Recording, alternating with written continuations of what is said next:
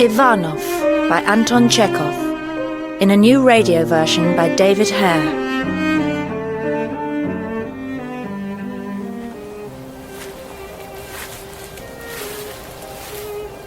Bang! My God, Orkin, what on earth are you doing with that gun? Misha, honestly, you know what my life's like. I know, I do know. Why do you do it? Why do you do these things? All right, I promise. You seem to get some sort of pleasure. I'll never shoot you again. Thank you. I'm trying to read.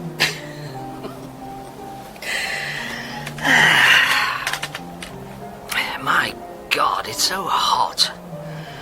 You wouldn't believe it. I've covered 15 miles in under 3 hours. I'm exhausted. Feel. Later. Now, come on, feel. Here.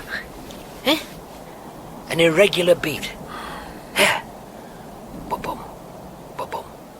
Boom-boom.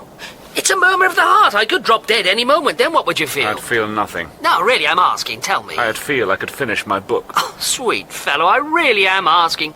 Tell me the truth. Would you be upset? Only one thing upsets me, the smell of stale vodka. You can smell vodka. Amazing. Oh, maybe not after all.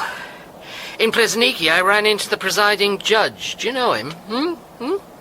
We had 8 glasses each. What a great judge. Oh, for God's sake, this is unbearable. Do you have no idea what this is like? I plead guilty, Your Honor. All right, I'm off. Such cultured people. You're not even allowed to speak to them. Oh, just one thing. I need the 82 rubles. What 82 rubles? Tomorrow. The workmen. The rubles? I don't have it. Oh, well, thank you. I'll tell them that then. That's marvellous. Let me rehearse. I don't have it. How was that? I have no money. Wait till the end of the month. That's when the council pays me. You tell them. You go and tell them. I'd love to hear you. I don't have any money. The council hasn't paid me yet. I'd love to hear you tell them that. What do you want me to do? There's no point in asking me. What is this? What on earth's the point? What is it? What is it? It's me asking when we're going to pay our own workers. Call yourself a landowner? Oh, yes, progressive farming techniques. May I remind you, you own 1,000 acres of land and yet you don't have a ruble in your pocket. What am I meant to do, huh? Oh, I'll take the troika tomorrow and sell the wretched thing. Why not? I sold the oats before they'd even been harvested. Tomorrow I may as well sell the corn. It's fine. Do you think it bothers me? Ay, ay, ay. If you're looking for someone who gets bothered, you've come to the wrong man. Anna, you're impossible to play with. Your touch is appalling, and you've got the ear of a fish. What's going on? Misha, why all this stamping about? Tell me how you live with your darling Nikolai and manage to not stamp about. I meant to ask, can we have some hay put on the croquet lawn? Oh, just leave me alone. Oh, really? What a tone to use to a woman. And when I gather you're so keen to attract one as well.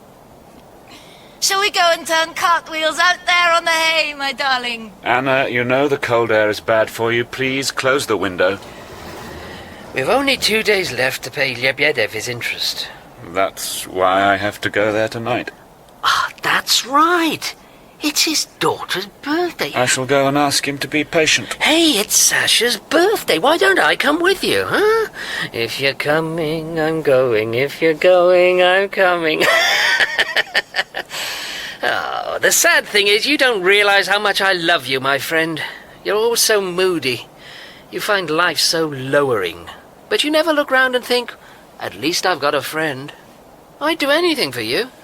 I could even marry Marfusha Babakina. Yeah, she's a dumb bitch, but I'd do it. You could have half the dowry. Damn it, you could have the whole thing. Yeah, you do talk such nonsense. But that's where you're wrong. It's a shame you're such a bright man, so brilliant, but where's the... what's it? That little bit of extra, huh? Where's the drive? If you could only, I don't know, make the big gesture. If you were a normal person, I could make you $1 million a year. On the opposite riverbank, Ivanov is selling his holding. If we bought that strip of land, then both of the banks would be ours. And then we'd start saying we had plans for a mill, and for a mill we need to build a dam.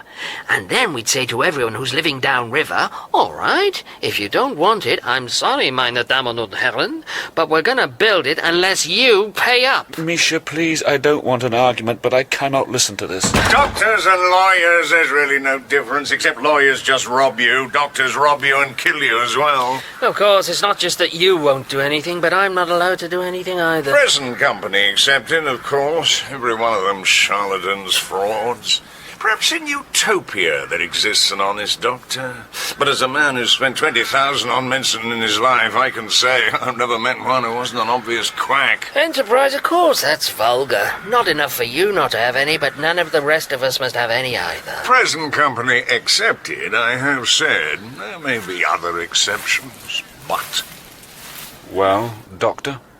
As I said this morning, she must go to the Crimea, and at once.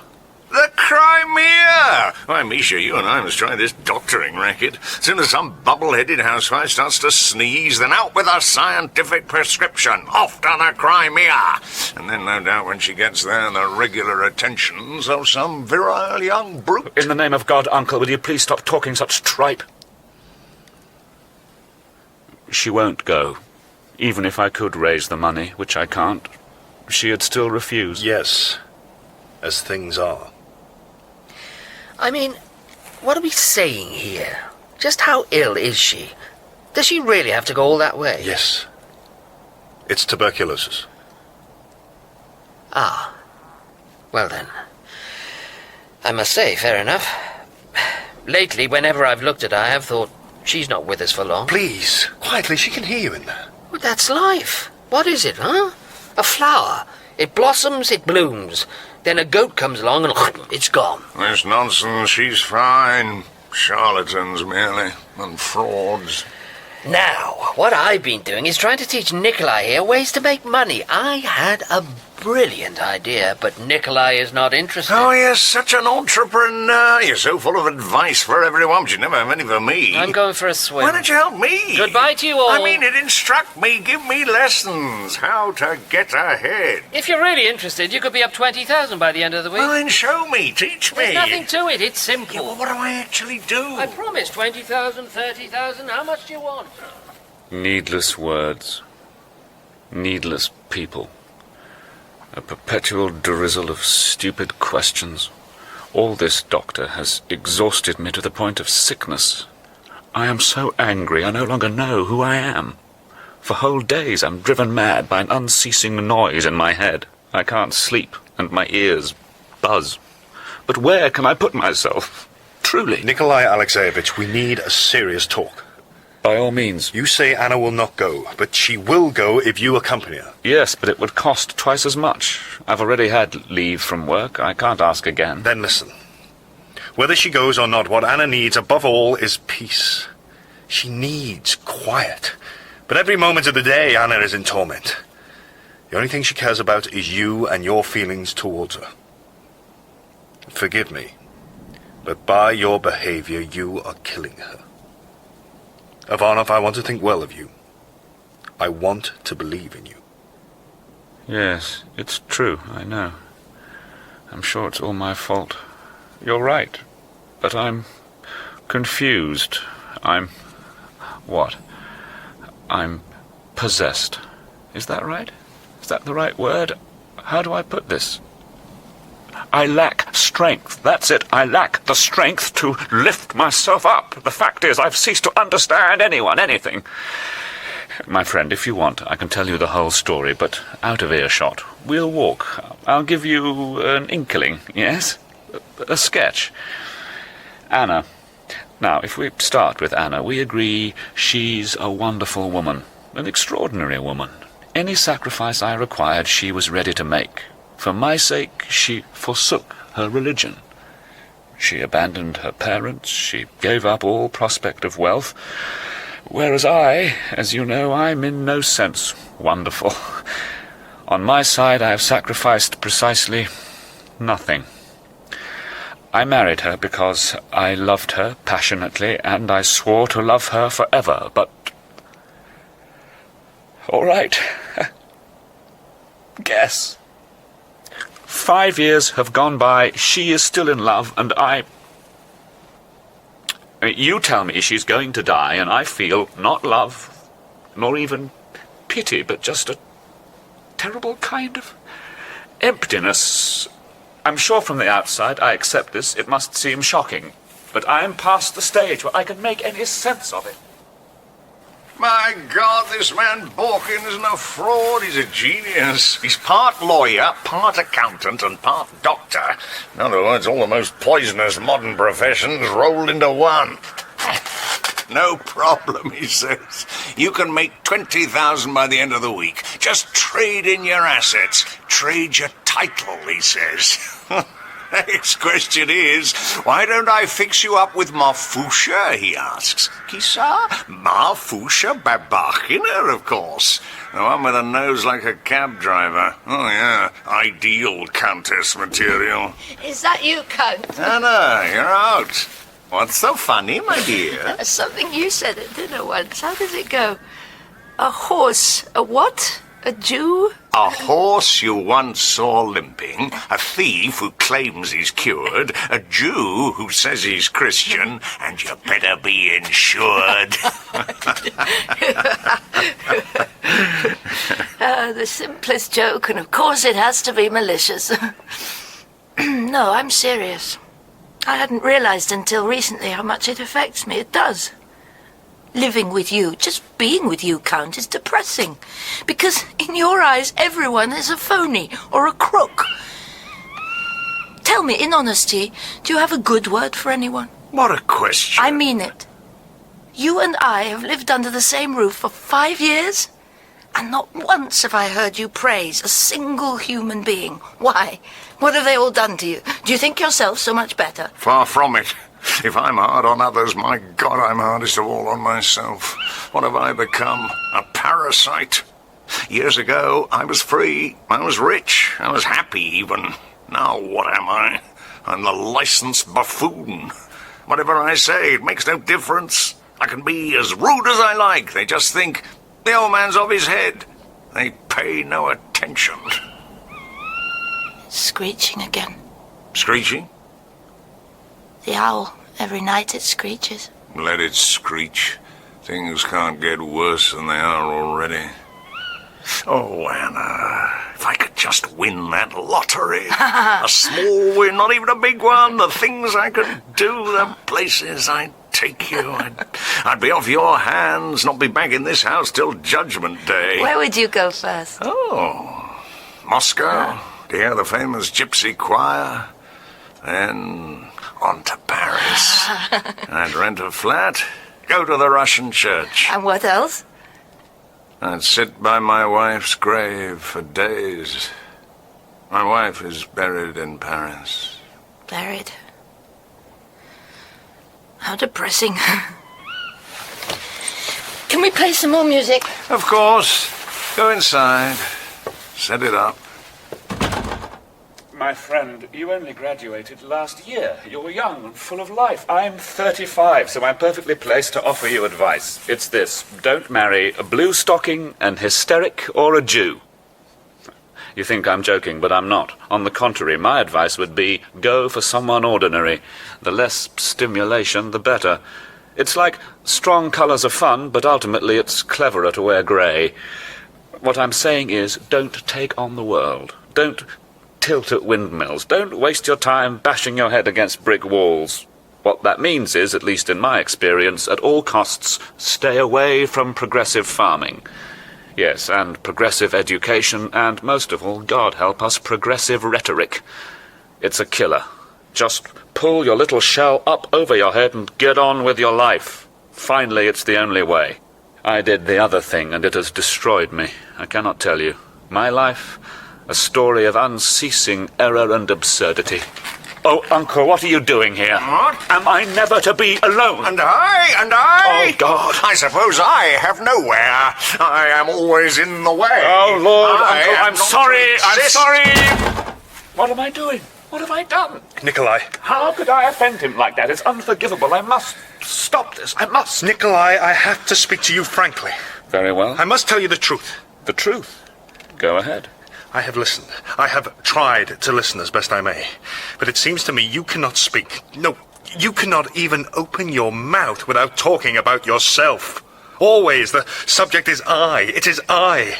Just 15 feet away. My God, the selfishness of it, the heartlessness. A woman is dying. She is dying from her very love for you. Her time on this earth is coming to an end, and yet you prance around like a pigeon boasting of your, what you call it, despair. Words. The words are not in my gift, but I can only say, you are a man who is detestable. Perhaps. You see me from the outside. Probably you're right. It sounds as if the horses are ready. I must go and change.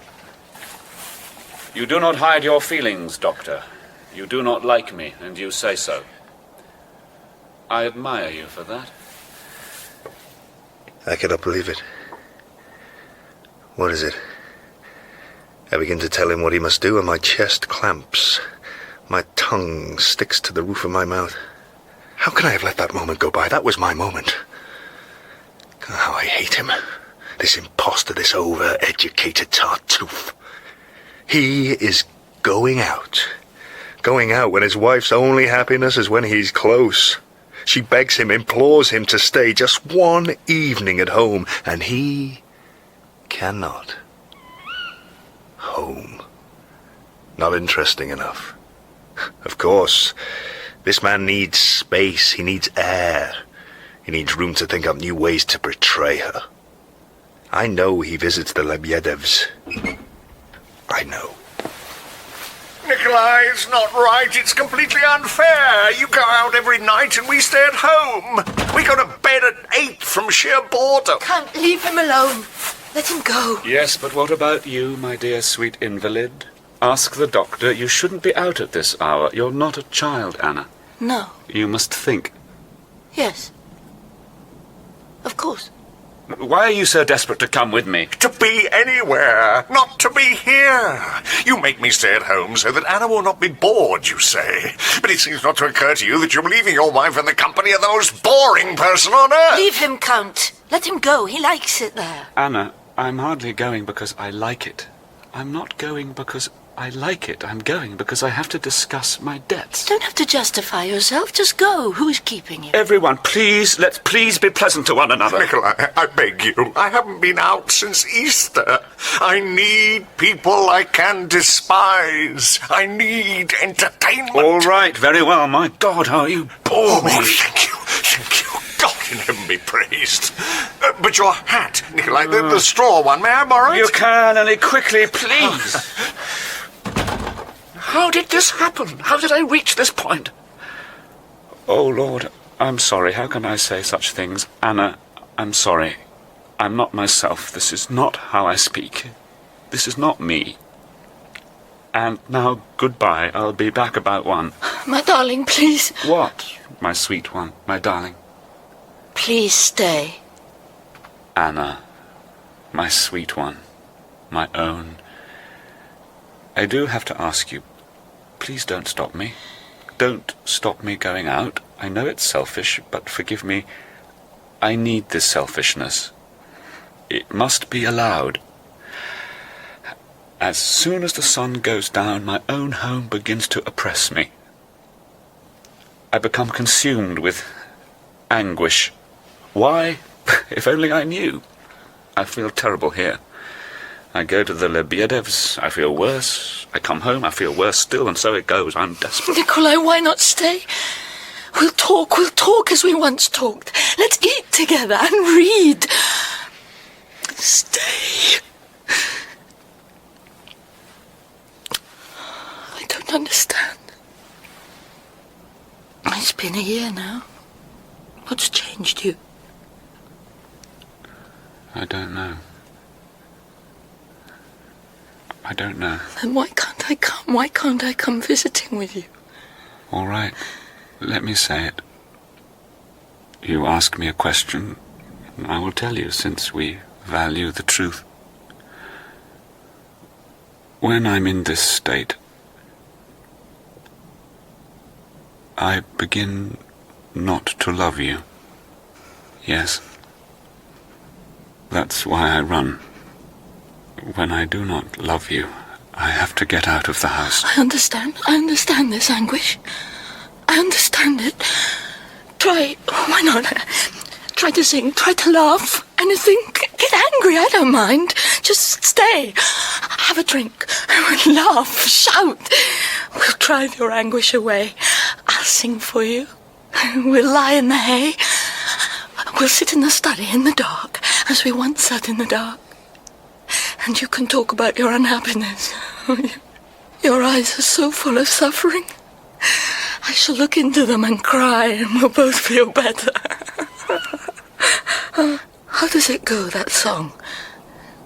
The flowers return in spring, but not the joy. That's it, isn't it? Well, then go. Pray for me, Anna. I can't stay. I can't. Then go! Anna Petrovna, you must make a rule. On the dot of 6, you must go indoors and not come out till sunrise. The damp in the evening is bad for you. Whatever you wish, monsieur. Why'd you say that? Why do you talk like that? I am serious. But I don't want to be serious. I told you. You've begun to cough. Where's Nikolai? Are the horses waiting? Good night to you, my beautiful. Muzzle tov and scusa me. Very funny. It's so unfair. The cooks, the coachmen, they get to dance. And I never dance. Yevgeny Konstantinovich, why are you pacing about? Come and sit down. I can't. Your parents still alive, Doctor? My father died, my mother's still living. Do you miss her? Well, you know, I'm so busy. I suppose I'm beginning to feel, Doctor, that life has somehow shortchanged me. Most people, perhaps no more deserving than me, are happy. They pay nothing for their happiness. But I have paid. I'm paying with my whole life. Why is such high interest demanded of me? What did you say? I didn't say anything. You're always so kind to me, so considerate. Do you think I haven't guessed what's wrong with me? I know perfectly well. It's boring to talk about. Muzzle tov and they scusa me. How are you on funny stories? Hopeless. I can't tell them. He does brilliantly. And also I begin to be shocked at the cruelty of people. Why is love not answered with love? Why is truth always answered with lies? Tell me, how long are my own mother and father going to go on hating me? From 50 miles away, day and night, even in my sleep, I can feel their hatred.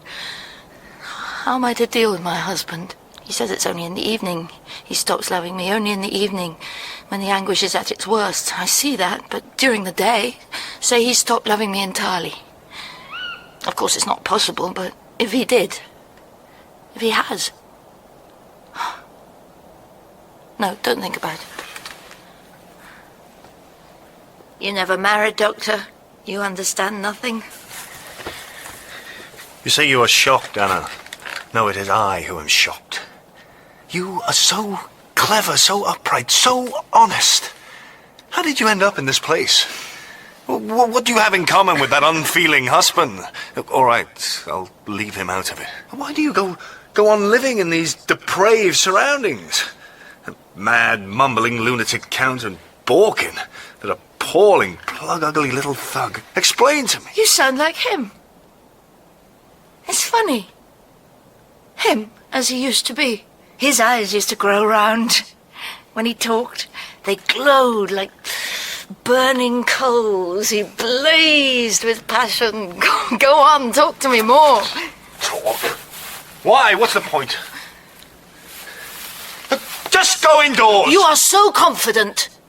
My husband is this, my husband is that, but how can you tell? You haven't even known him 6 months. This man was remarkable. 2 years ago, 3, there was no man ever like him. I saw him once across a room. It's true, I saw him, and the trap was sprung. I met him, I loved him at sight. He said, follow me, and I followed. My life died behind me. It died. I killed it. Quite consciously, I killed it. And I never looked back. It's only now when he goes to the Yebedevs to be with other women, while I sit in the garden and the owls screeches. And you don't have any brothers? Sisters? None.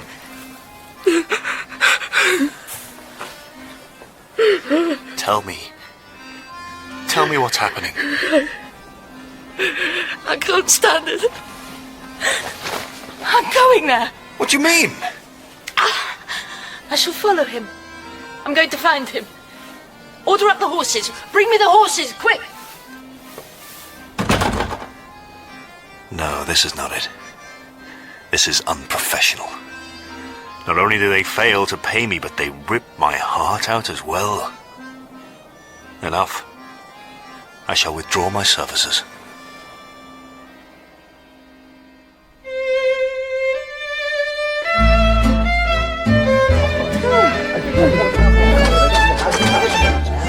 Mafusha Babakina. My darling Mafusha, how wonderful to see you.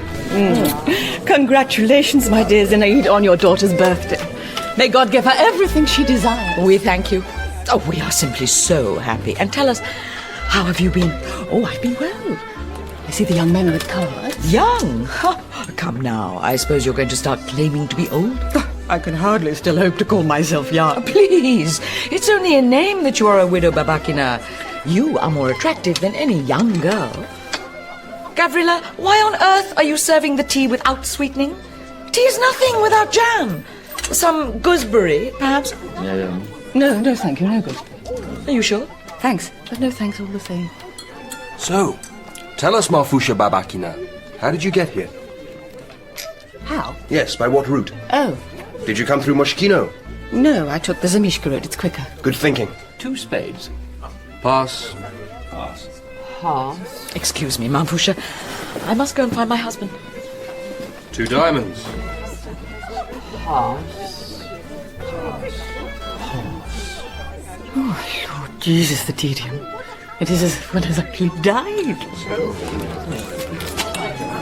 what on earth are you doing sitting out here? These are your guests. You must mingle. Oh, God, what an unendurable life we do lead. But look who's here. Mafusha Babakina, radiance, beauty, and laughter sitting among us. How are you, you gorgeous piece of liquor? Happy to be here. We are happy to have you. Happy. So, very well, Gavrila, I could do with a vodka. Your good health. Oh, health? I'm alive, that's all one can say. And where has the birthday girl got to, my love? I just don't understand it. We haven't won anything. I cannot believe it. Not one single trick. What's happening? It's Koziki always does. Well, whose fault is that, for goodness sake? You went into their suits. I didn't. No wonder you were left with an ace. That is simply not true. Let me tell you. Everyone, I'll tell you my hand. Please. Diamonds. No, listen. I'm holding the king, the queen, and the jack. I also have the 8. I have the ace of spades, yet can you believe this? She refuses my slap. I didn't. I bid no trumps. What do you mean? I bid no trumps. It was you who bid 2. Dear friend, I implore you, I ask you to judge this. Let me recap. My diamonds are as follows. Somebody please get this man to It stop. was me, as God is my witness. It was me who bid the no trumps. For as long as I breathe on this planet, I will never again play cards with this flabby old trout. How dare he? Kozika's no conception of manners. My dear Avdotya, you seem to have mislaid your manners yourself. Oh, forgive me, my little plum, my angel. Oh, gorgeous. Your perfection. Ah, but I mustn't praise you too highly. It'll bring you bad luck. Praise her all you like. She still needs a husband. A husband? I promise you, my darling, finding you a husband will be my life's work. Though goodness knows where from, to judge by the present selection. Look at them, sitting there like hens in the rain. Such a beautiful evening, and you're all sitting here in this fog. Our daughter is joining us at last. Sacha, did you not notice Marfusha Babakina is present? Really, Sacha, you've got so standoffish. I apologise, I didn't see you. No question, you're right, Avdotya. There's a shortage of decent prospects. Young men today, they can't even drink. I'd say drink is the one thing they can do. There's only one real man in the district. Needless to say, he's already married. Oh, and one other small detail. He's also gone off his head. Who can you mean? Well, naturally, I am talking about Ivanov. Ah, yes, a good man. But look at him, desperately unhappy. Well, is it any surprise? Oh, well. It's his own fault. How could he? What an obvious disaster, marrying a Jew. And as usual, it doesn't pay off. All he wanted was to get his hands on little Sarah Abrahamson's fortune. But the parents were ahead of him. They cut her off the day she changed her religion. But now, the poor man's lumbered. Mother, that is simply not true. Well, my dear, I think I may say it is commonly accepted. Is it? Well, it's very obvious. Why else would anyone marry a Jew? Are you telling me there aren't enough nice Russian girls? The sad thing is, it's not him that suffers, she does. He tortures her because he knows he made a mistake. Yeah. He comes home, he shouts, it's your fault, your parents have swindled me. I mean, people have heard him. Get out of my house. Gosh, if it wasn't for this uncle in the house, why, I believe Ivanov might well have murdered her. I've heard. He did throw her in the cellar one time. I've heard that. The best bit. He forced her to eat garlic. Yes, he had her in there with 12 bowls of the stuff. He forced them down her throat till she stank like a dog. Father, these are lies. Oh, no doubt, but at least they're amusing. More vodka. For us, it's been a real nightmare. For 3 years, he's owed us this terrible debt. 9,000 rubles. 9,000? Well, all thanks to my brilliant husband, of course. Such a great judge of character. It's his choice where we lend. We've not even started to get the interest returned. Mother, you have said this over and over. You talk of nothing else. Well, what business is it of yours? How dare you? How dare you slander this man when he's done you no harm? If you'll allow me, dear Sacha, I respect Ivanov as much as you do. He has welcomed me into his home. But you can hardly deny through the whole region the man is known as a scoundrel. I see. And that's your idea of respect. Ivanov always wants to think well of people. He tries to help them. And how is he thanked? People exploit him. He gets exploited because he has a fine heart. Such passion, my God, and in a young girl. But why? Why do we talk this rubbish? Ivanov! We talk about nothing else. Do you never ask yourselves why? Oh, you lot, you love it. It's easy. So little effort. Let's all talk of one thing. Because, of course, it would be so much harder for you, you miserable sponges, to think of anything original to say. That's right. You tell them, my dear. No. That would involve you in actual mental activity. You'd have to try and be witty. And if you did, you'd risk being attractive to the women. For the moment, thank God, there's no danger of that. But why not? Why not just try it as a favour to me? Just once in your life. Think of something brilliant. Think of something outrageous. On one single occasion, do something. Do something even which would make women sit up. Well, isn't that what you want? That young women should admire you, desire you? Because as things stand, I tell you, you don't have a chance. Until you all change, I will never stop saying it. This is a town of dismal young men. The noble sound of oratory, marvellous speech-making, always a perfect birthday activity. Sacha, my dear, may you live a long life and never have to come back. And Ivanov, what a pleasure to see you. The pleasure's mine. But who's this, Lord God? It's the Count himself. The entire banking community on one sofa. What a treat. Greetings to you, Zuzu. And to you, my little lemon sherbet. Shebelsky? Count, this is such a rare privilege. So, where have you popped up from? Oh, my God, he's slobbering all over me. Why do we never see you? Are you angry with us or what? I don't have any horses. What am I meant to do? Come on a bloody broomstick? Send me your horses. I'll be over like a shot. You're joking, Zinaida would do anything rather than lend horses. Oh, my dear boy, it's such a pleasure to see you. You're all I have left. The only friend I have left from the old days. The days we knew of youth and laughter. Love came first and grief came after. Oh, joking apart, I can almost cry. Hey, let go of me, you stink like a brewery. Dear boy, I cannot tell you how much I miss my friends. Thanks to her banking activities, Zinaida has driven away every decent person we know. All we're left with is this lot. Everyone a Zulu, a bunch of wearies and drearies. Gabriela, how many times must I say? With tea, you serve jam. Gooseberry jam. What did I tell you, Nikolai? I had a bet with Ivanov on the way that as soon as we got here, the gooseberry jam offensive would begin. Thank you, Count. You still love a joke, I see. Well, she did make 20 barrels of this stuff. What the hell are we to do with it? Going well, is it, Zinaida? The money lending? Made $1 million yet? Oh, yes, I know. People think we're rich, but it's all rumour. Of course, we all know you've no gift for that sort of thing. And Babakina, you must be pretty close to $1 million as well. Well, suits you, I must say. Your little pigeon feathers get fluffier by the day. Thank you, Your Excellency. But I don't care to be mocked like this. I assure you, madam, there's not a trace of mockery. It's a cry from the heart. I look at you two wealthy women and I am moved to the bottom of my soul. I cannot see either of you without being filled with love. Oh, Count, I see you don't change. So, tell us, Ivanov, how is your dear wife? Not well, I'm afraid. Today the diagnosis was confirmed. Tuberculosis. What a tragedy. We were just saying, everyone here loves her so much. Oh, come on, this is crazy. This is a doctor who'll say anything just to be close to a female patient. Even Anna herself, I don't believe a word she says on the subject, not a word. It's a good rule, never trust. Doctors, lawyers, all women. Quackery and lies, that's their stock in trade. You really are extraordinary, you know. Why? It's like misanthropy actually seizes hold of you.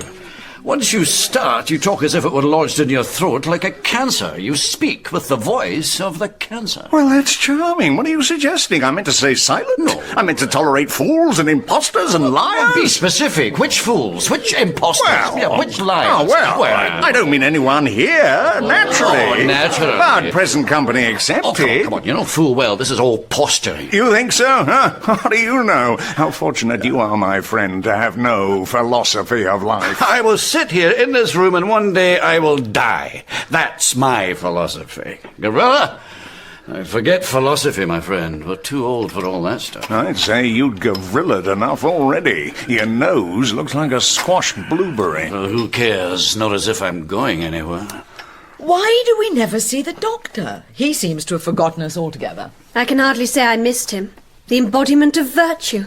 He can't light a cigarette without sending out the message I'm an honest man. I couldn't agree more. One and utter phony. The scourge of society. Make way for the working man. And what original views. Any peasant who's making a reasonable living must by definition be doing so at his brother's expense. And as for the rest of us, if we own more than one jacket or have a servant to help us get dressed in the morning, then we must all be exploiters. The man is practically exploding with honesty. I know. He's exhausting, but I like him.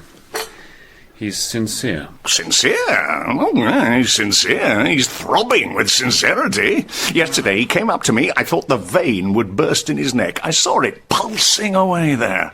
Count, you repel me, he said. Oh, thanks very much. I mean, I don't disagree with him. I'm a worthless old fool, I know that. But do I really need to be told? Oh, come on. You were young once yourself. Yes, I was young, and I was foolish, too. I stood around like a prig denouncing the world, but I had a little tact. I never went up to a thief and said, "You're a thief." There are things you don't do. You don't go into the condemned man's cell and show him the noose. It's not needed.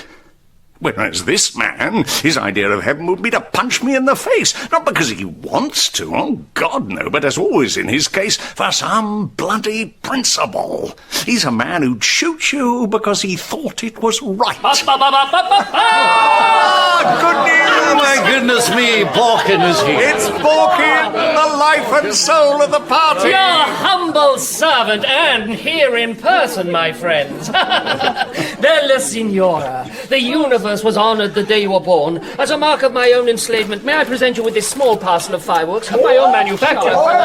May they lighten up the night, just as your beauty lightens the gloomy lives we all lead. Thank you. Really, Nikolai, you know, you should sack this ridiculous Judas. Yebedev, my host! Nikolai, my patron! Nika-nika-dang-dang, Nick's my man. The rest of you, so many, so beautiful. Bella Zinaida, Bella Marfusha, Bella Avdotya, Bella, Bella, Bella! The whole lot of you. And no less a person than the Count. You see, the party cheers up the moment he arrives. Have I missed anyone? I'm exhausted already. So what's going on? What's the news? Tea, yes, Gavrila, but spare us the gooseberry muck. Just sack the little bugger. Oh, I can't live without exercise. I'm full of energy. Marfusha Babakina, you are looking at a man at the peak of his game. I see your eyes, and I's your servant.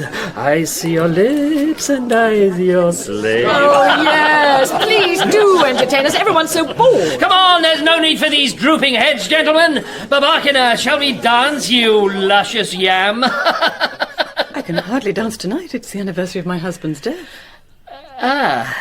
Then party games, charades, fireworks, what shall it be?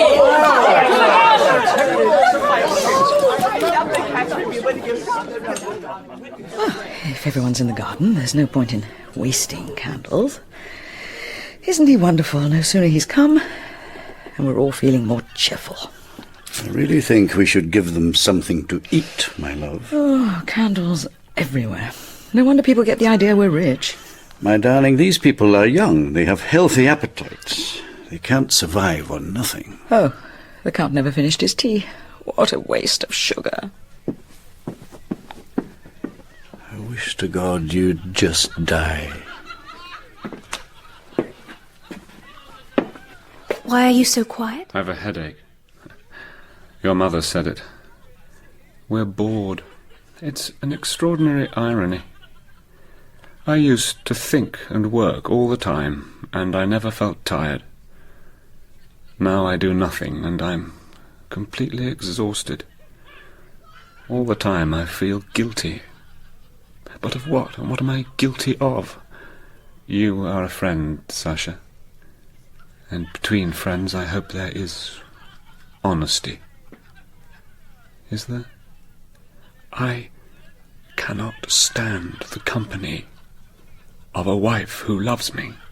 Tonight I came here purely for distraction, but already I'm aching to go home. Forgive me, I'm going. Forgive me. Nikolai, I understand you.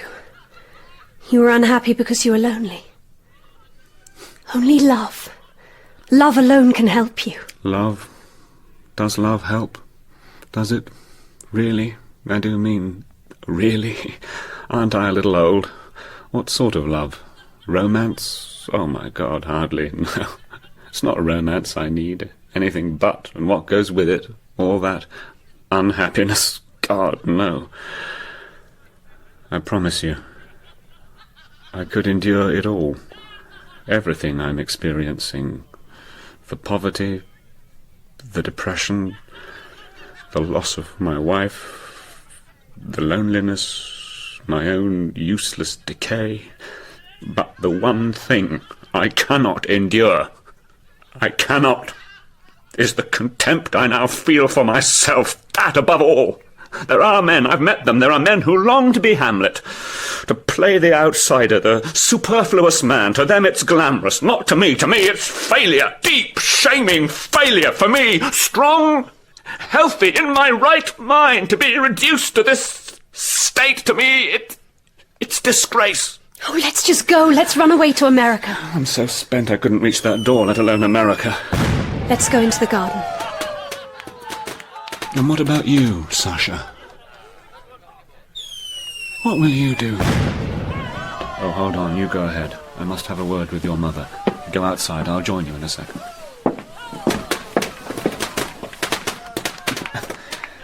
Zinaida Zavishna, forgive me. May I ask you a question? Please, ask away. Well, to be frank, as you may recall, the interest on my loan falls due in what? Is it 2 days? Yes, it's 2 days. It would mean a great deal to me if it could be deferred, as I have no money, in fact. Nikolai Alexeyevich, I am scandalized. Are you out of your mind? I am a respectable woman. Of course. To make such an obscene suggestion... I know it. In private. I'm sorry. To take advantage when you've lured me, trapped me, alone. To suggest such a thing. I apologise. The deferment of a loan. My fault, I apologise. I'm starting to palpitate. My heart.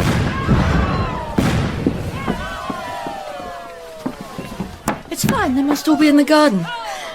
They'll be so glad to see us. Hannah, why have you brought me to this house of reptiles? This is not a place where honest people should be seen. Would you mind, Doctor? Can I give you a social tip? It's bad manners to take a lady out and keep on about how honest you are. Perhaps it's true, but nobody wants to know. Don't draw attention to your virtues, let women discover them for themselves. When Nikolai was your age, then he did nothing but sing songs and tell stories, and there wasn't one woman alive who couldn't sense what a fine man he was. Please, don't compare me with Nikolai. I know everything about him. No, you don't. Nikolai never used to rail against the menagerie. You never heard Nikolai call people reptiles, or boast about his own superiority. He left people alone to live their own lives. If he spoke at all, it was to blame himself for his own impatience, or to express his pity for some poor soul. Let's go into the garden. That's how he was. Forgiving. Not like you. Oh my God, what a bore! What a bore it all is! A lot of mummies all stiff as pokers, standing around like a bunch of stuck pigs! Oh, Lord! My bones have all gone rigid! I have to move! I have to live! Ladies, gentlemen, please, some decorum. Take your hands off me, Borkin! You brazen seducer! Goodness knows what the Count will think. Look at her, the little pit pony. I have to admit she has a good point. All right, enough. Now, let's talk business. Let's level, as they say. Answer me, no prevarication, yes or no. Which is it? On my left, a man in need of a fortune. On my right, a woman in need of a title. That's putting it a little bit brutally, Misha. He needs a minimum of 3,000 a year. Tell me, do you want to be a countess or not? Please, Misha, this is not... This is not what? This is not the correct way of proceeding. Surely the Count... I haven't yet discerned the Count's feelings. His feelings? I don't think his feelings need bother us. His feelings are hardly the point. Well, I must say, the odd thing is I find this way of doing things rather erotic. My precious, my sweetheart, my little gherkin. Please, no, this isn't right. Go away. No, don't go away, not yet. So, come on, tell us. Are we in business, yes or no? Could we? I'm just wondering. I suppose what I'm asking... Is this serious? Of course it's serious. What do you think the whole thing's about? Oh, please. I can't believe it. I feel quite dizzy. A countess! The idea of it. It is impossible. I'm feeling quite ill. Well, it's true. No, you mustn't. Please, really, you mustn't, Sacha. I implore you, you have to stop. I love you. I love you more than I can tell you. Without you, life has no meaning. To me, you are everything on earth. Why? Why me? Please, I understand nothing. Sacha, you mustn't say one word more. Since I was a child, it's only been you. I loved you body and soul from the moment I saw you. I love you, Nikolai Alexeyevich. I'll follow you anywhere, to the ends of the earth, wherever, to the grave. Only soon, only now, or else I'm going to die. I can't believe it. To hear those words... To start again. Is there hope again, Sacha? Is there happiness? Oh, my sweet youth. My sweet, lost youth. Yes, we live again. Yes, we start work again. Yes.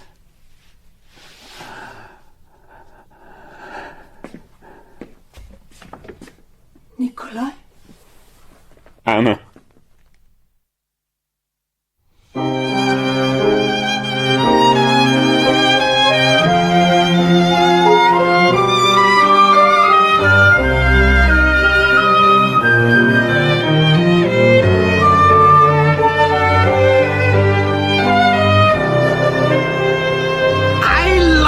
French. The French? They're good people. Are they? Of course. The French? French politics is simple. They're not like the Germans. The French at least know what they want. And what they want is to rip the Germans' guts out. And who can argue with that? If only it were true. Get hold of the sausage eaters and de-sausage them. French, Germans, there's no difference. They're all cowards. You wait. They're like little school kids making rude gestures. Take my word for it. When it comes to it, they're not going to fight. He's right. Well, what's the point of fighting anyway? Wasting good money on weapons and guns. Yeah. You know what I do? No. I get hold of that Louis Pasteur. He could round up every dog in the country, inject them with rabies, and send them raging into enemy territory. He's brilliant. The Germans would be foaming at the mouth within days. The great military strategist. The brain may be small, but it's swarming with ideas. Well, there we are. We've fought their war for them, but we haven't had a drink. Let's have a drink. Right, everyone. Your good health. Death to the Hun! Death to the Hun!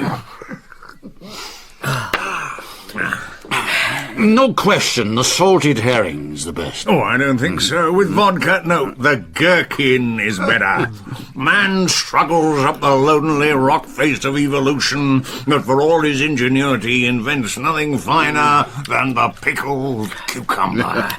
Piotr, more gherkins, and some onion pasties to go with them. Hot, mind, hot. So, caviar is good with vodka. It's all down to how you prepare it.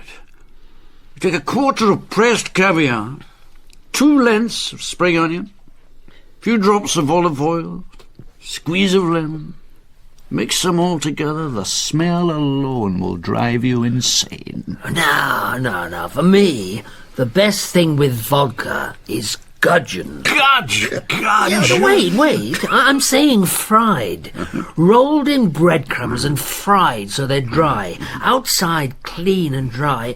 Inside piping hot and moist so they crunch between your teeth. Crunch, crunch, crackle, crackle. Yesterday at Babakina's, she served something good. White mushroom. Ah, well, yes. White mushroom. But listen, steamed with onion and bay leaf and, I don't know, some kind of herbs. Not bad. When they opened the saucepan, I thought I would faint. Let's drink again. Very good. One more it is. Death to the Hun! So, no Nikolai. Perhaps you might tell us why on earth you are frequenting Babakina's. Oh, it's his fault. Borkin wants me to marry her. Marry? Uh-huh. Mm-hmm. How old are you? 62. Oh, it's a good age. It's a perfect age for it. And the bride, ideal. We're not interested in the bride. It's the bride's money we're after. Money? Oh, you're joking. Dream on, Shebelsky. All right, you're laughing now, but when they're living together, then you'll be sorry. I'm serious, you know, our great military strategist. He's convinced I'm going to do it. Of course you are. What are you saying? You're getting cold feet. My dear friend, come on. I've never even been warm. You mean you've been wasting my time? Oh, really, Misha? What is this? One day I will, next day I won't. Where does that leave me? Perhaps I might remind you I gave this woman my word. Astonishing. The man really does mean it. But how can you think of betraying a perfectly decent and honest woman? Her whole day's spent dreaming of social advancement. She can't eat, she can't sleep. You do have some responsibilities, you know. You can't just walk away. Lvov, the great doctor in person. I am scared to death of dying. I'm scared to death of death. No sign of Ivanov? No, we've all been waiting over an hour. So, how is Anna today? Not good. May I pay my respects? I'd rather you didn't. She's sleeping. She's a good person, truly. The night she fainted at our house, I looked into her face. I saw death written all over it. I didn't know what happened. I came in. She was on the floor, Nikolai kneeling beside her, Sacha in tears. For a week after, Sacha and I couldn't get over it.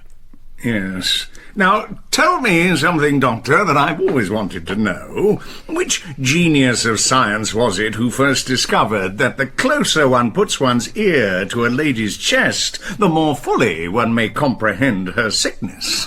Which branch of medicine takes credit for this discovery? Homeopathy? Allopathy? My God, what a look. Why do you do that? Why do you insult him like that? Because he's a liar, that's why. He loves it, all that grave situation, and I am sorry to have to inform you. He's lying. I can't stand it. But why? Why would he lie? I cannot accept it.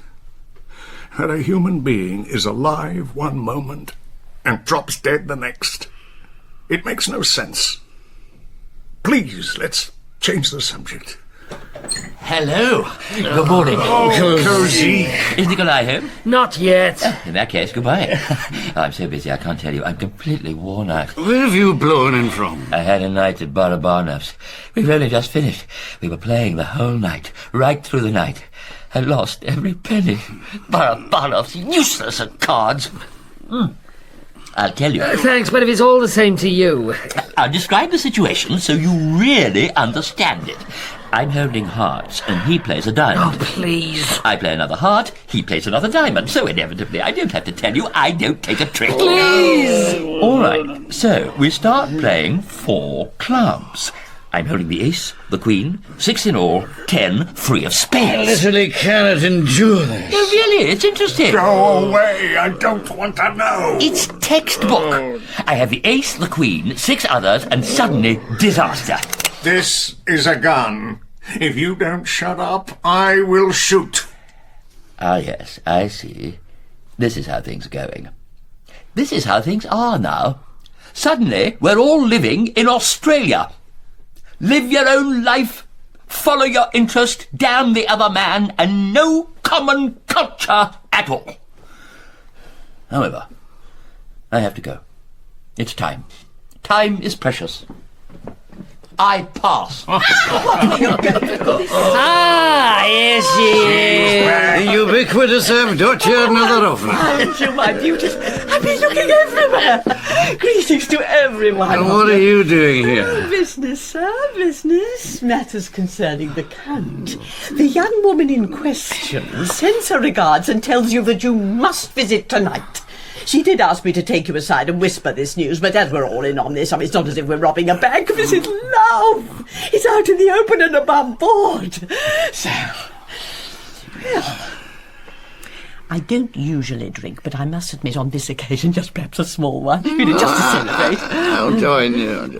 I must say, Avdotya, you're not in bad shape yourself, given that you seem to have been an old bat for about 30 years now. 30, you think? Well, I've lost count. I can't even remember how old I am. I've buried 2 husbands. I'd be up for a third, but I've got no dowry. I've had 8 children. No one will take me without cash. So here we are. In at the start of something wonderful. Love and happiness to them for the rest of their lives. Ah, now that is good vodka. It's incredible. People do actually think I'm going to do it. So, maybe I will. Why not? Go through with it. What would you call it? One last crime, one final glorious act of madness. It's too late, my friend. The grave, not the wedding bed for us. We've seen the best of our days. I'm going to do it. Yes, I mean it. As God is my witness, I shall. Yes. I'm only asking for 5 minutes. 5 minutes! Nikolai. 58 years. I saw what old age is. The song is sung. My song is sung. Sir, sir, you must calm yourself, sir. Calm yourself. Oh, dear. Igor! Peter! And what talent I had, what strength! You can't imagine what my diction was like. How much feeling and grace. What chords I could strike in my breast. Enough to choke you. Listen to me. Wait. Let me get my breath. Listen to this. It's out of Boris Goodenough. The shade of Ivan takes me as a son. He rises from the grave, declares me Dmitri, bestirs the people to support my claim, and drive the traitor Boris underfoot. I am the prince. Hold! It is shameful thus to lower myself before a Polish maid. Not bad, eh? Wait, listen to this. It's from King Lear. You know what's happening. Black sky, rain, thunder, lightning, streaking the whole sky. And then... blow, winds, and crack your cheeks. Rage, blow, you cataracts and hurricanes. Spout till you have drenched our steeples, drowned the cocks.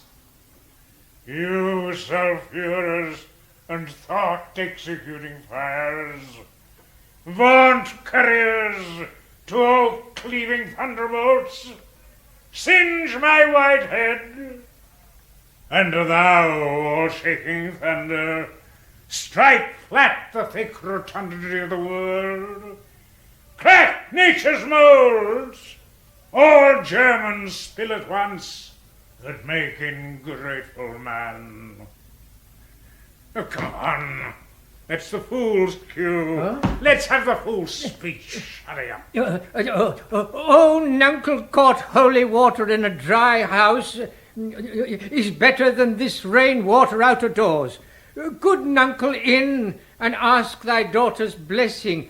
Here's a night pities neither wise men nor fools. Rumble, thy bellyful! Spit fire! Spout rain! No rain, wine, thunder, fire are my daughters. I tax not you, you elements, with unkindness. I never gave you kingdom, called you children. Strength, talent, artistry. Now we'll do something else out of an old play. What should it be? Out of Hamlet? Right, I'll begin. Now, what should it be? Oh, I know. The Recorders. Let me see one. Why do you go about as if you would drive me into a toil? Oh, my lord, if my duty be too bold, my love is too unmannerly. I do not well understand that. Will you play upon this pipe? My lord, I cannot. I pray you. Believe me, I cannot. I do beseech you. I know no touch of it, my lord. 'Tis as easy as lying. You govern these ventages with your fingers and thumb, give it breath with your mouth, and it will discourse most eloquent music. I have not the skill. Why, look you now, how unworthy a thing you make of me. You would play upon me. You would seem to know my stops. You would pluck out the heart of my mystery. And do you think I am easier to be played on than a pipe? Call me what instrument you will, though you can fret me, you cannot play upon me. Bravo, encore! Of what sort of an old man do that? I'm not old at all, it's nonsense. The blood beats through my veins like a fountain. It means I'm young, fresh, alive. Where there's talent, Nikita, there's no old age. Am I mad, Nikita? Am I overcome with enthusiasm? Wait 1 moment. Oh, goodness me, now. Listen to this tenderness, precision. What music it is. Shh, quiet. Silent, the Ukrainian night. The stars glimmering, the night transparent. To overcome its heavy drowsiness, the air no longer wills. The merest rustle stirs in the leaves of silvery poplar trees. What's that?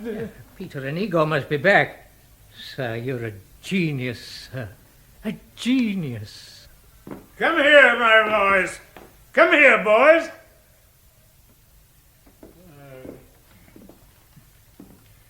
We'd better go and change. I'm not old stuff and nonsense. Why are you crying, my dear old idiot? What are you blubbering about?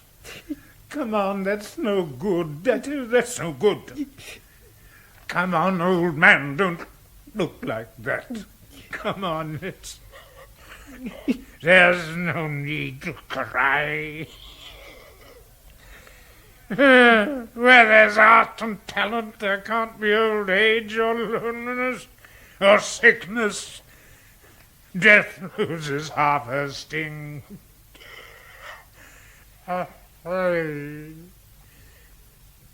Here's no good, Nikita. Our song is sung. What sort of a genius am I? A squeezed lemon, a weakling, a rusty nail, and you're an old stage rat, a prompter. It's time to go. Our revels now are ended. What sort of a genius am I? In a serious play, all I can aspire to is attendant to Fortinbras. And now I'm too old for that. Yes. You remember that bit out of Othello, Nikita? Farewell the tranquil mind. Farewell content. Farewell the plumed troop and the big wars that make ambition virtue. Oh, farewell. Farewell the neighing steed and the shrill trump. The spirit-stirring drum, the ear-piercing fife, and the royal banner and all quality, pride, pomp, and circumstance of glorious war. Genius. Genius. Or this. Listen to this. Away from Moscow, never to return. I flee headlong without a backward glance, to search the world so I can find some nook or corner where the injured heart can rest. My carriage! Bring me my carriage!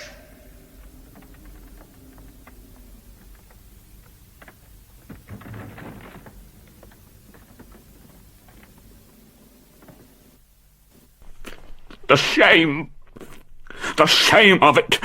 And this child, Sacha, touched by my unhappiness, she declares her love to this ludicrous old man, and he is charmed as if by music. He shudders back into life and stands there, shaking, spellbound, crying out, a new life, happiness, and wakes the next day like a cheap drunk in a brothel. What is it? Why am I heading for the cliff? Why am I drawn to it? What's happened to my strength? A gun goes off, a servant drops a dish, my wife says the wrong thing, and suddenly my nerves are tattered and my temper screams out. Do it! Do it, Nikolai! Put a bullet in your brain!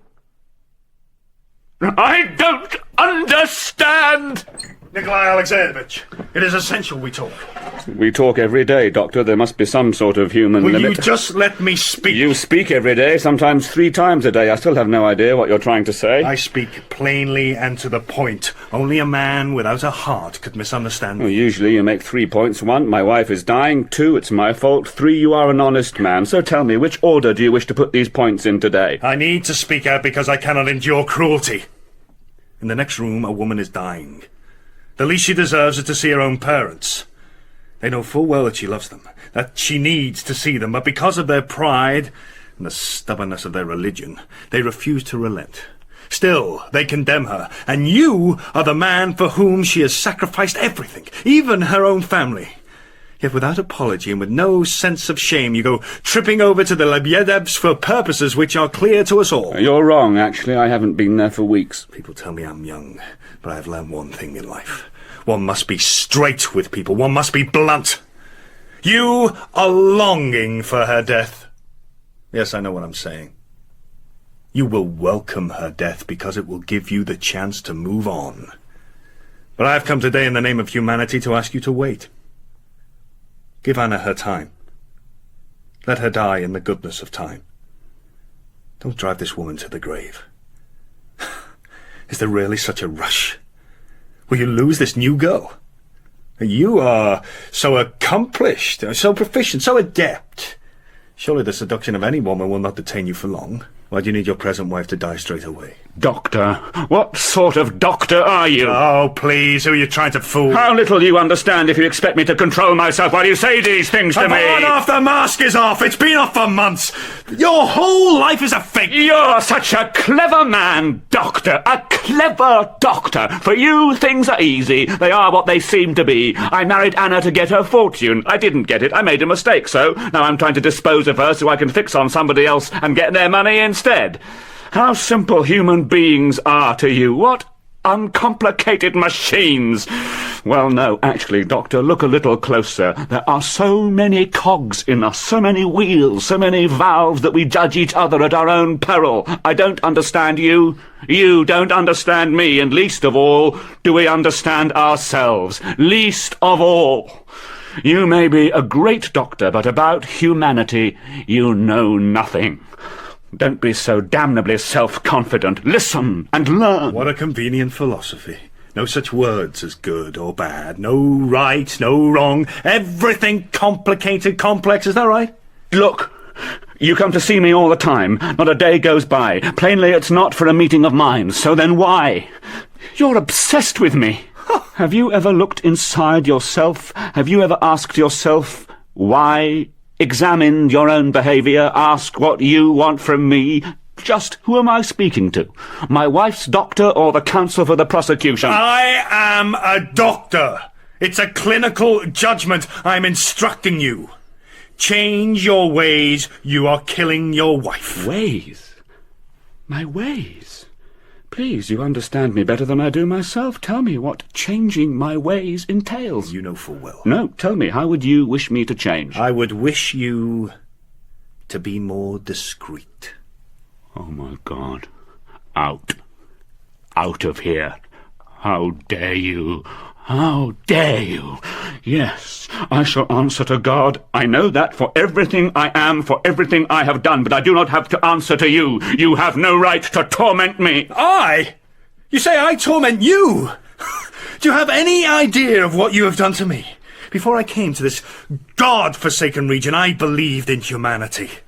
I knew people were stupid, but I made allowances. But never once did I dream that people could be criminal, that they could be deliberately evil. I loved people.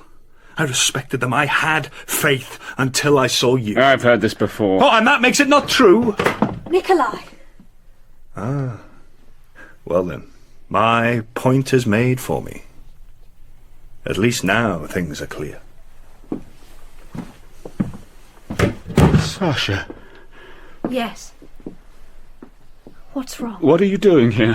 Why have you come? You never visit. You no longer visit For goodness sake, this is madness. Didn't you think my wife is already in torment? She's at death's door, and you choose to come here. What else could I do? You don't answer my letters. All day I think about you. I imagine you suffering.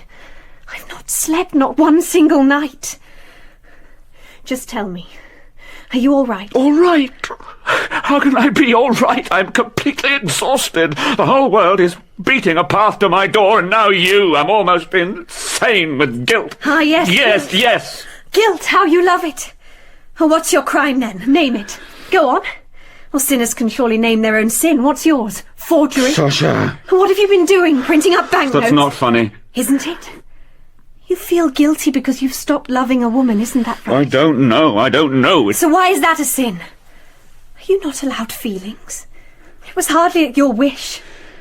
Or is the sin that she happened to walk into a room? Again, it's hardly... I know, and so on. These words we all use, allowed our own feelings, it isn't at my wish, these tawdry, exhausted little phrases that human beings love to fool themselves with. Whatever I say, you tear it apart. And this so-called romance we are having, also a cliché. It's out of a book. He had lost his way, he had stumbled, then she reached out a hand to save him. That's how it happens in novels. It also happens in life. Life, goodness, life. Yes. Yes, which you understand so instinctively, oh, and how you love it when I'm unhappy. Do I? Yes, the unhappier the better, because it means you're in love with Hamlet. But to me, you see, Hamlet's an idiot. He's a figure of fun. Healthy people laugh at their own weaknesses, they mock self-indulgence, but naturally that holds no appeal for you, insufficiently romantic. You're only happy in the ambulance corps. Here come the nurses, all in freshly starched linen, riding in like the cavalry to bandage the wounds. Oh, Lord, I'm sorry. Something must break today. The truth is, I am longing for violence. Good! Let it out! You're angry! Smash some china, why not? You're entitled to shout. After all, it's my fault. I've done something stupid. I should never have come. So yell at me, please. Well? It's funny. Good, then it's funny. It's something, thank goodness. Anything, just as long as you manage to smile once again. I look at you when you're doing your cavalry acting. There's this wonderful look on your face. Pure innocence. Why is it attractive for a woman to be innocent when it's so ridiculous in a man? Why are you all drawn to despair? Are we? When a man is strong and happy, you ignore him completely, but the moment he slides downhill, whoosh, you're off after him like a shot. Here. Let me rest and forget. There's so much you don't understand. For men, love is just, how are you, darling? It's just a stroll in the garden. One day it'll be a few tears at the graveside. But for us, no, it has to be life itself. If you climb a mountain, I'll climb with you. Jump over a cliff, I'll jump. I never told you. There was a day about 3 years ago when you came to our door. Sunburned, tired, covered in dust. You were fresh from harvesting. You asked for a drink. When I bought you the glass, you were laid out on the sofa, dead to the world. You slept in our house, and I stood at the door guarding you, keeping people away. I stood for a full 12 hours. I've never been happier in my life. The more effort you have to make, the better love is. My dear girl. How wonderful you are, and how stupid I've been playing a tragedy. Boo-hoo, upsetting people wherever I go. You have to go, Sacha.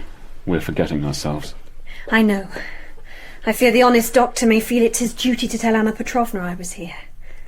So please, go to her and stay by her bed. Sit. If you need to, sit for a year. If you need to stay 10 years, stay 10. God bless you, Nikolai. I'm going. You may now put me out of your mind altogether. It's fine. As long as you write me a letter. Say in 2 weeks. I'd be grateful. And I shall write to you. Nikolai, is it my turn? Oh, good Lord, I'm sorry. I didn't see you there. Bonjour, mademoiselle. Orkin. My goodness, look at you. Prettier than ever. And, if I may say so, you've filled out. So I must go, Nikolai Alexeyevich. I must go. What a vision. Extraordinary. I came for prose and stumbled across poetry. She really does have something, doesn't she? Something none of the others have. Financially, she's actually the best prospect in the district, but her mother's such a skunk nobody wants to go near the daughter. Who can blame them? I mean, Sacha will get the lot when her mother dies, but until then she's bumbling along on 10,000 a year and the odd toffee apple, and even for that she's expected to say thank you all day. Cigars? Fancy one? They're not bad. They're quite smokable. Get out. Get out of this house forever. Now! This very minute! Oh, Tom, what is this? What have I done? Where did you get those cigars? Do you think I don't know? Cigars? Is this about cigars? And where you take that old man every day and what you're up to with him? What's that got to do with you? Everyone in the district knows what you're doing. You're a low, dishonest scoundrel. You bring disgrace on this household. We have nothing in common, and I insist you leave my house this instant. Oi, oi, oi. Quel mauvais humeur. Well, I refuse to rise to it. Please, insult me as much as you like. As for these depressions of yours, can I just say they're a thundering bore? You're not an adolescent anymore. Did you not hear me? Out! Out! You think you can play with me? Ah, well, if Anna Petrovna is here, then fine. No problem.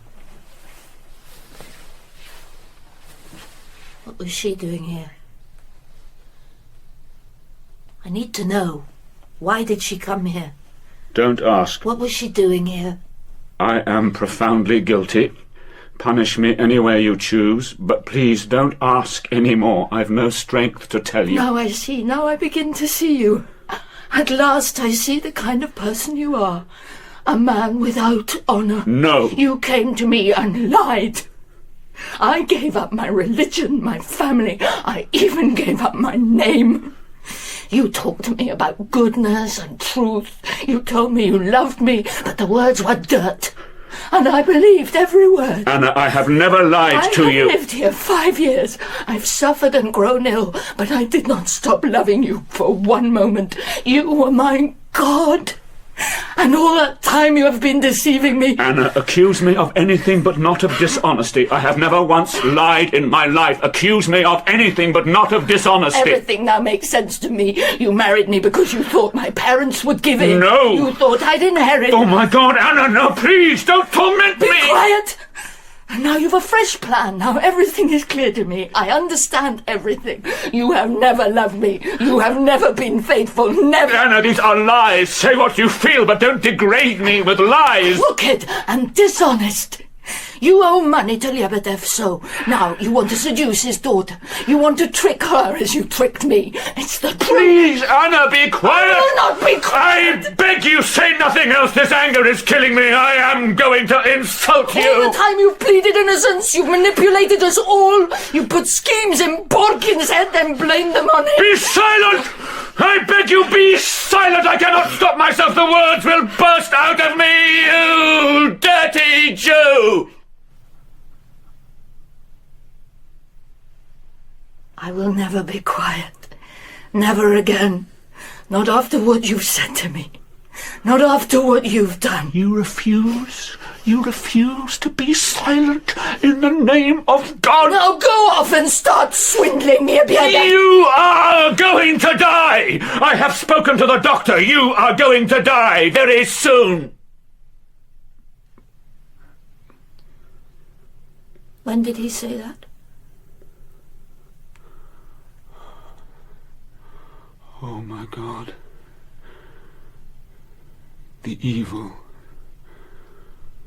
How evil I am.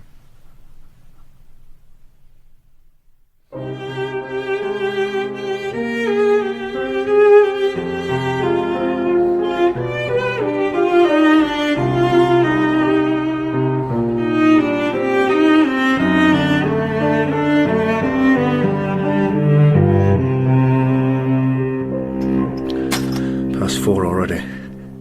Soon the blessing, and in no time at all, the wedding itself. So there we are. A triumph for the forces of good. One wife dead, and now another lined up, waiting to be fleeced.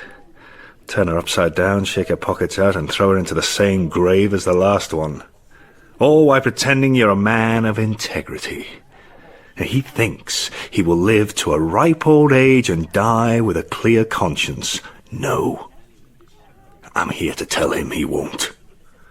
Kept silent for a year, and I shall wrench the masks from the hypocrite. I shall seize him in his hiding place and throw him burning into the deepest pit in hell. Citizens have duties. It's the duty of the honest man.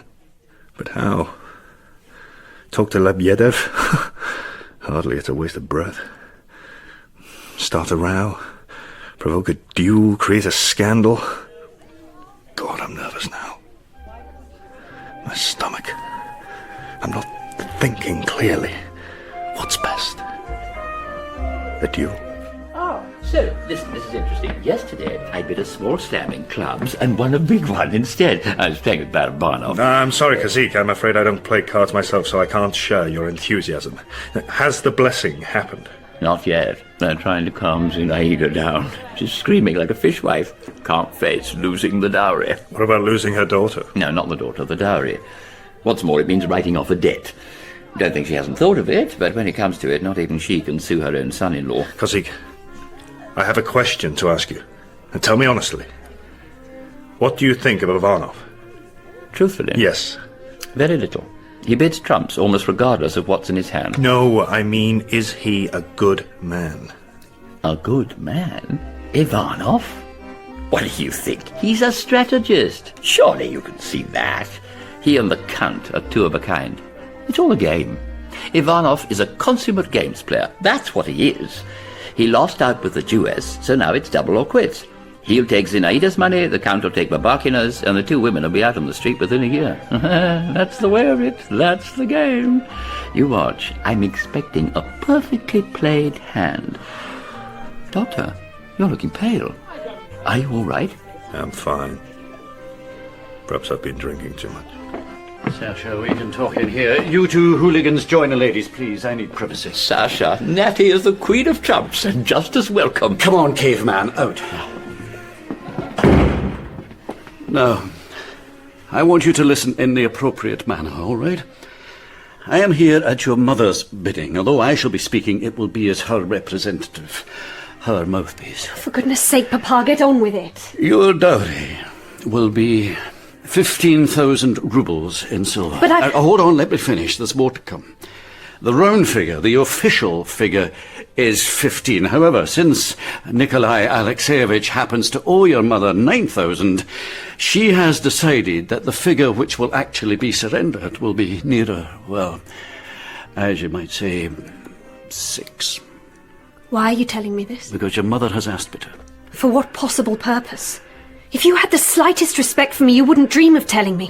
I don't want your dowry. Oh, no, Sacha, please. I didn't ask for it, and I certainly have no intention of taking it. Why take it out on me? You're meant to listen. You're at least meant to listen to the offer. It's only good manners. Give her a sniff, but you're so desperate to appear progressive, you can't even wait 2 minutes to turn it down. I find this kind of talk about money demeaning. Demeaning? Oh, please. I am the intermediary, that's all. On the one side, I have a wife who thinks of nothing else, and on the other, here in front of me, the spirit of emancipation. Despises her own father for even daring to mention the subject. Well, forgive me. I'm just a poor idiot who gets smashed between the two of you. Do you not see? Can you not even tell? I hate this. I hate it. What do you hate? I hate the whole thing. What whole thing? You really want me to say? Should I spoil your wedding day? Should I say, when you marry, I shall not be able to look? Oh, forgive me, Sacha. Maybe there is something here, something in this marriage which is passing me by. Since you're involved, then I've no doubt it's something pure, something noble, something high-minded. But to this bulbous old nose, it smells wrong. I'll say it one time only. His wife dies, and at once he marries you. Oh, now I sound like an old woman. Forgive me. I'm becoming absurd. Take no notice. Follow your own heart. My heart? Yes. Then tell me. Tell me it's right. Help me in my own heart. I don't know. Cheer me up, Papa. Cheer me up, my darling. Tell me what to do. What to do? Sometimes I think I don't understand him, and I'm terrified I never will. All the time we've been engaged, he hasn't smiled once, nor once looked me in the eye. All I hear is endless complaint, guilt, hints, rambling allusions, talk of unnamed crimes. He shakes, physically. There are times when it seems to me I don't love him as I should, as I need to. When he comes here, he begins to talk, and I feel impatient. What does that say? Tell me, Papa, tell me what that says. My dear child, my dear sweet child, I beg you, let him go. What do you mean, let him go? Just do it. Why not? How can I? I can't. We'll ride through it. A year's scandal. My God, 2 years even. How can I? But better ride out the gossip than to ruin your whole life. No, you mustn't say that. We have to fight, Father. It's our duty. We have a duty to fight. This is a fine, upstanding man, and my job in life is to understand him. That's my calling. It's not a calling, that's a prison sentence. Father, I have to ask you. Today I said things to you I would say to no one else.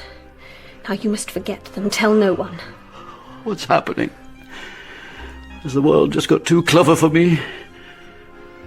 Or has it just got too stupid? Oh, damn and blast everyone!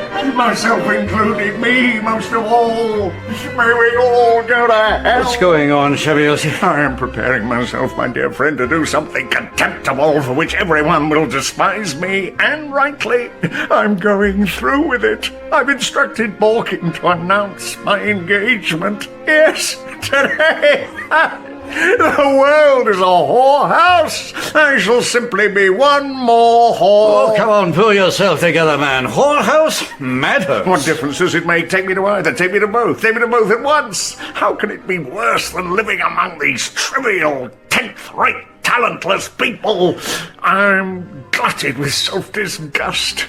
I hear myself speak. I don't even believe my own words. This is meant to be a wedding. Shall I tell you what's best? Stuff an oily rag in your mouth and set light to it. Go breathe fire over everyone. Or better still, go home. Oh. We're meant to be cheerful, and here you are, squawking like a demented raven. I mean it. Oh, Lord, look. Look, I'm sorry. Oh, my dear friend, Matusha, have I offended you? Please. Please, forgive an old drunkard. Have a glass of water. I don't want it. Why are you crying? Just for a moment. I looked across and saw the cello over there, and it reminded me.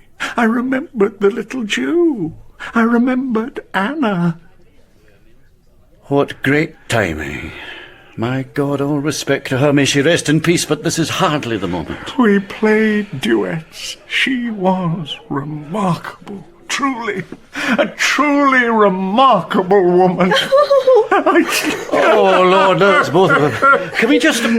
Does anyone mind if we don't actually cry in the sight of the guests? Oh, sure. We can all be happy as long as we have hope. But I am a man without hope. I do see that, my friend. Believe me, I see it. No children, no money, no future, I understand. But what can I do? Pasha, just give me some money. Give me some. I'll pay you back. Not in this world, admittedly, but in the next. Look, actual money, I don't have any. Not of my own, anyway. But all right, if I can, I will. Yes! It's not a promise, but I will find you some. At last! They get to you. Eventually they wear you down. Now, well, really? The bucket. Where's my handsome hero? How could you have left me by myself?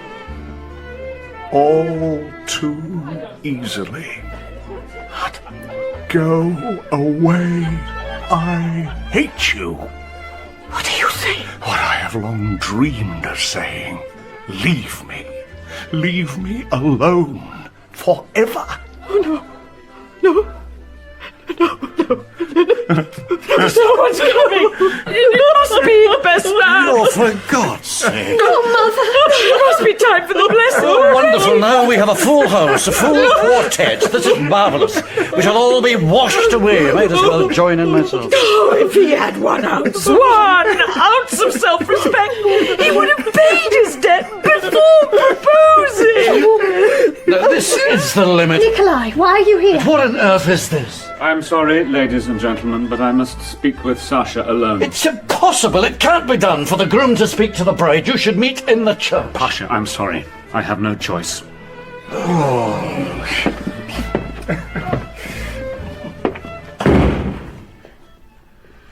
What do you want from me? Sacha, as I dressed for my wedding, I looked in the mirror, and as I looked, I saw grey hair. You've told me. You've told me repeatedly, get over to the church and don't hold people I'm not up. going to the church. I'm going back to my house. You must take your family to one side and inform them the wedding is off. We've been acting. I've been playing Hamlet and you've been playing the missionary. Shall I tell you, both of us have exhausted our roles. How dare you? I simply won't listen. Perhaps you won't listen, but I shall still talk. What are you doing here? This is our wedding day. Do you know what it feels like to watch yourself wither? To know you've gone on living too long? To look up at the sun and see it still shining? It shines regardless. To look at an ant carrying its burden, even an ant can be happy with its lot. To look round, to see people's faces. This person thinks I'm a phony, another one pities me, another one thinks I need help, and worst of all, to catch people listening, respectfully, as if by listening they could actually learn. People think there's something deep about despair, but there isn't. As if I could found a new religion and impart some earth-shattering truth. I still have some pride. As I came here, laughing at my own absurdity, it seemed to me the birds and the trees were beginning to laugh at me too. This isn't rage. This is madness. Madness? This is cold sanity. Yes, the rage is speaking, but the rage tells the truth. You and I were in love, but we cannot marry. I have a perfect right to destroy my own life, but I have no right to destroy other people's. Yes, and that's what I did to my first wife, by my endless complaining, and now it's the same with you. Since we met, you've stopped laughing. You've aged. You look 5 years older. The only thing I ever wanted, to try to be honest, to try to tell the truth. And the effect has been only to spread dissatisfaction around me wherever I go. I spread contagion everywhere. I spread my contempt, as if I was doing life a favour by consenting to be alive. Oh, let me be damned in hell! Do you not see? This is the moment I've longed for. This is the step you've been waiting to take. At last, here today before this wedding. You see your condition clearly. You see it and you resolve to start a new life. A new life? Yes. How? How can I? I'm at the end. You're nowhere near the end. I've done it. I'm finished. Keep your voice down, the guests. Finished! We have to go to the church. The road I am on leads one way and one way only. When a man who is educated, who is healthy, I am by no means stupid, when a man like me starts on this path, then he's like a child, wrapped in a blanket, who finds himself rolling downhill. What can stop me? What? Wine gives me a headache. I can't drink. Write rotten poetry. I can't. I won't. I'm not willing to take my condition and somehow elevate it into something poetic. I refuse, because I've always known the value of things. I call laziness, laziness. The word for weakness is weakness. Oh, you say I'm not finished. I'm more finished than any man on earth. We may be interrupted any moment. If you love me, do me one favour. Disown me. Disown me right now. Oh, Nikolai, if you had any idea how hard you make things. You're not in love with me. You're in love with an idea. You've set yourself the task of saving me, the idea of resurrection. That's what you love. No! Every nerve in your body tells you to abandon me. Your body is screaming. Let go of him, but it's your pride that prevents you. It isn't true. How can you love me? Nobody could love me. It isn't love. It's stubbornness. How can I walk away and leave you alone? How can I leave a man who has nothing? No family, no friends? Your estate is ruined, your money is gone. Everyone slanders you. I should never have come here. I should have stuck to my plan. Oh, Father, help us, please. Nikolai rushed in, screaming like a lunatic, begging me to call the wedding off. There will be no wedding. There will! Papa, tell him I know what I'm doing! Hold on a moment. Why do you not want the wedding? I've explained to Sacha. She refuses to see. Don't tell her, tell me. And do it in a way which people like me can understand. Really, Nikolai Alexeyevich, may God forgive you. You've brought more confusion into our lives than I ever dreamt possible. I feel I'm living in the skull of a demented skunk. Listen, Nikolai, no doubt to you, with all your newfangled psychology, what you're saying makes perfect sense. But to me, it seems much the same as bad behaviour. Because life is actually quite simple. It is. The ceiling is white, shoes are black, sugar is sweet. You are in love with Sacha. She is in love with you. If you are still in love with her, stay. If you no longer love her, go. Perhaps you need money. Money isn't everything, but on the other hand, it's something. I'm a father, I understand. And just for a moment, leave your mother out of this. Damn it, if she won't give you any more, so be it. Now, Sacha here says she doesn't want a dowry. Fair enough. It's principles, feminism, Schopenhauer, all that stuff. But I have 10,000 in the bank. There's not a human being alive who knows this. Up till now. It belonged to your grandmother. Take it. It's for both of you. Only if you could do me one small favour. Can you give Shebelsky, I don't know, 2,000? Pasha, this is not about money. This is about conscience. And I have a conscience too. You may talk all you wish, but nothing will change. I am going to marry you. I refuse to let you go.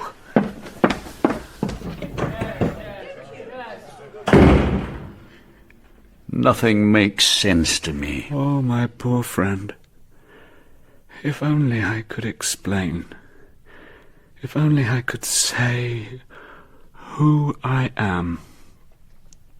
Honest, dishonest, healthy, sick, courageous, cowardly.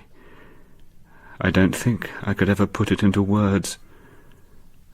I was young, that's all. That's the only way to put it. I was full of faith. I believed.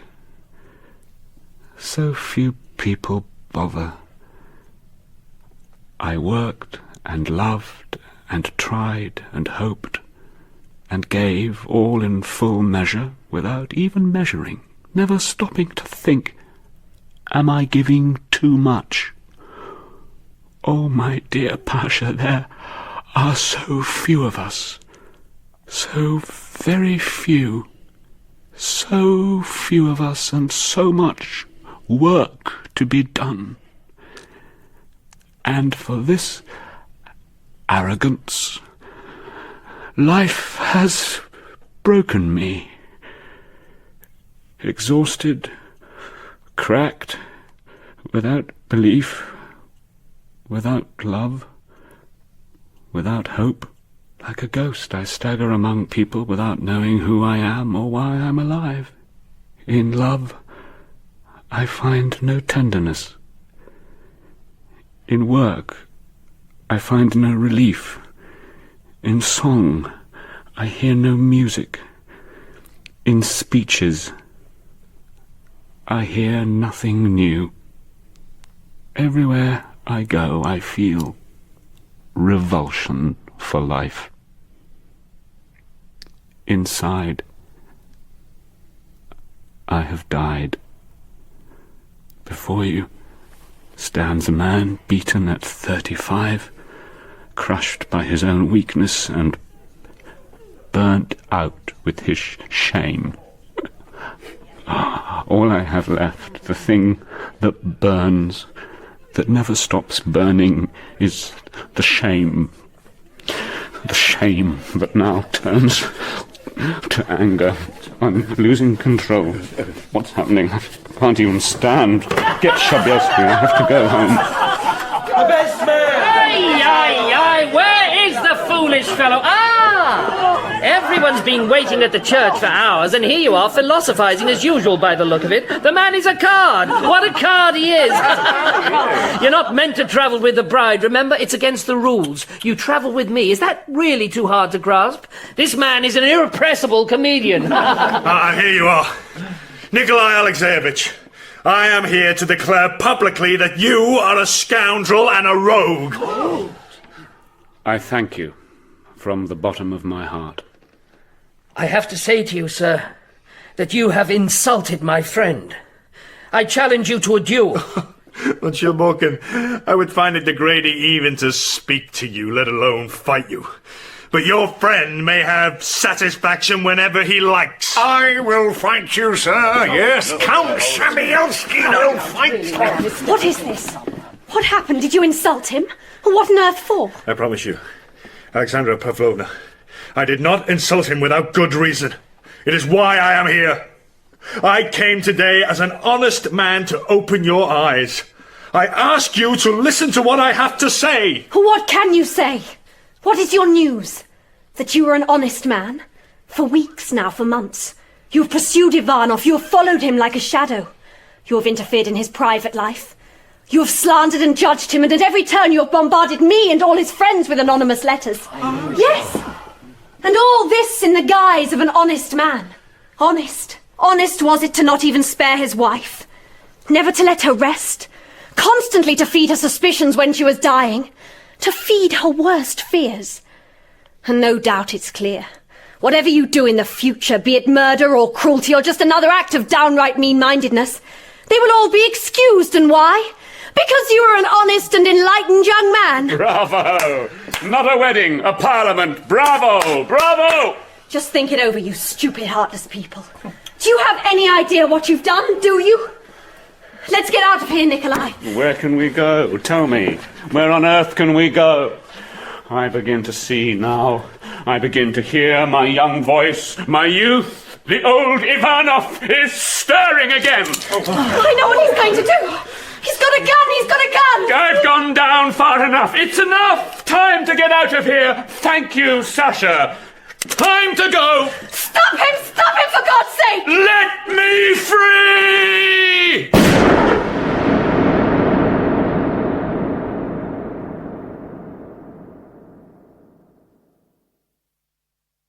In Ivanov by Anton Chekhov.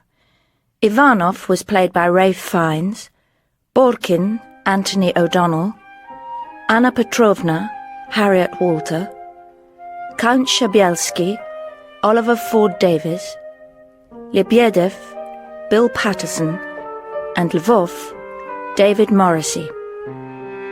Zinaida Savishna was played by Suzanne Bertish, Mafusha Babakina, Geraldine McNulty, Avdotya Nazarovna, Marcia Warren, Kozik, Ian McDermott, Young Man, Giles Smith, and Sacha, Camilla Power.